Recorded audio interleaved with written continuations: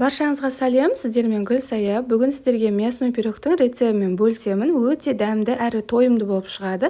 Міндетті түрде осы видеоның соңына дейін қарап, менің каналыма тіркеліп алуды ұмытпаңыздар. Ең алдымен қамырын дайындайтын боламыз. Ол үшін ыдысымызға бір жұмыртқаны және де кішкене ғана тұзымызды және 100 грамм қаймақты қосып, жақсылап венчиктің көмегімен біркелкі масса болғанша араластыратын боламыз. Дәл осы видеоның астына описание бөліміне толықтай құрамын жазып қалдыратын боламын. Сол жерден қарасаңыздар болады.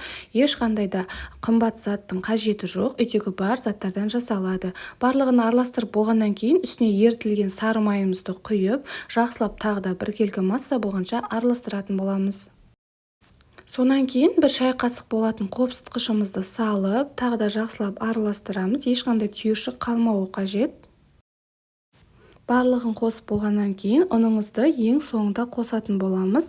Осылай аз-аздан қосып, қасықтың көмегімен араластырып аламыз және де ең соңында жұмсақ қамыр илейтін боламыз. Бұл жерде ұныңызды ситадан өткізу маңызды емес. Мен ешқандай да ситадан өткізген жоқпын.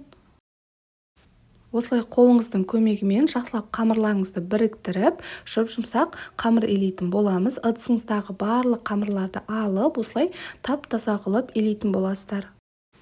Құрметті менің көрерменім, менің каналымда бір жасағаннан шығатын және оңай жасалатын үйдегі бар қарапайымнан жасалатын рецепттер өте көп.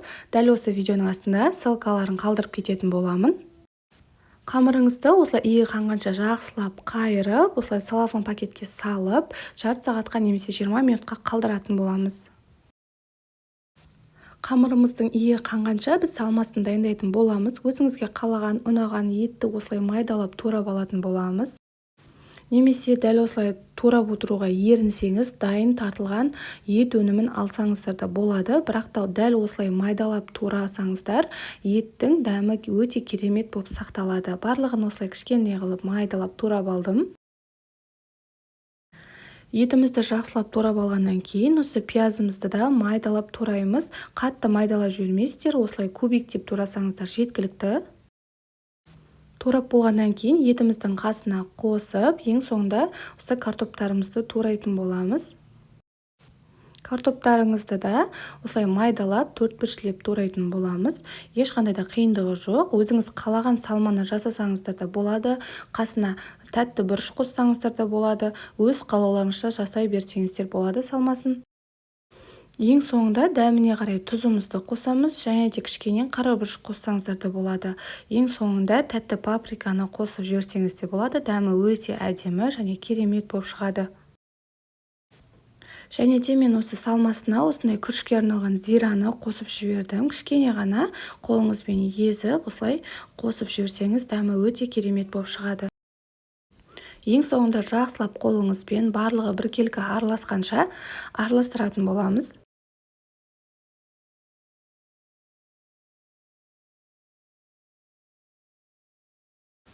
Бізде шамамен 20 минут өтті. Пакетімізден қамырыңызды алып, тағы да қолыңыздың көмегімен жақсылап қайырып, осылай әп-әдемі жұмсақ қамыр қылып қоятын боламыз. Және де қамырыңызды теңдей екі бөлікке бөлетін боламыз. Өте бірдей болу қажет.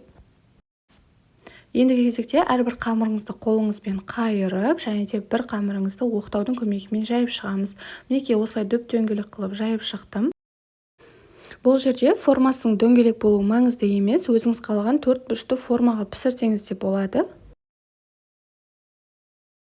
Мен осындай дөңгелек противенге пісіремін. Пергамент қағазды үстіне салып, қазір осы қамырды ортасына салатын боламын. Қамырыңызды салып болғаннан кейін үстіне осы жаңағы дайындаған салмаңыздың барлығын салатын боламыз, және де қолыңызбен барлығын бір тегіс қылып жайып шығатын боламыз. Құрметті менің көрерменім, маған әлі тіркелмеген болсаңыз, менің каналыма тіркеліп, қоңырау белгісін басып қойыңыздар. Ең соңында біз осы екінші қамырыңызды дәл жаңағы бірінші қамыр сияқты қылып жайып алатын боламыз. Ешқандай да қиындығы жоқ. Жаңағы дайындап қойған фарштың үстіне осы қамырыңызды салып, жиектеріне дейін жеткізіп, бірге жиектерін бүретін боламыз. Өзіңіз қалағандай әдемілеп бүрсеңіздер де болады. Мен осылай тек қана бір-біріне жабыстырып, барынша әдемілеп қойдым. Сіздер өзіңіз қалаған әдемі бүрмелерді қолдансаңыздар да болады. Міндетті түрде ортасын осылай пышақпен тесіп қоюды ұмытпаңыздар, және де жұмыртқаның сарысын жағып қоятын боламыз. Пешімізді алдын ала 180 градуста қыздырып, 40 минуттай осы пирогты пісіріп алатын боламыз.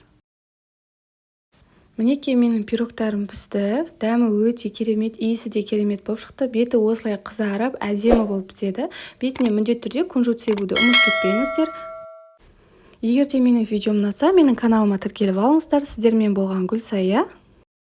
Арасы ешқандай да шикі болып шықпайды, салмасы толық әдемі болып піседі және сочный болып шығады. Міндетті түрде жасап көріңіздер.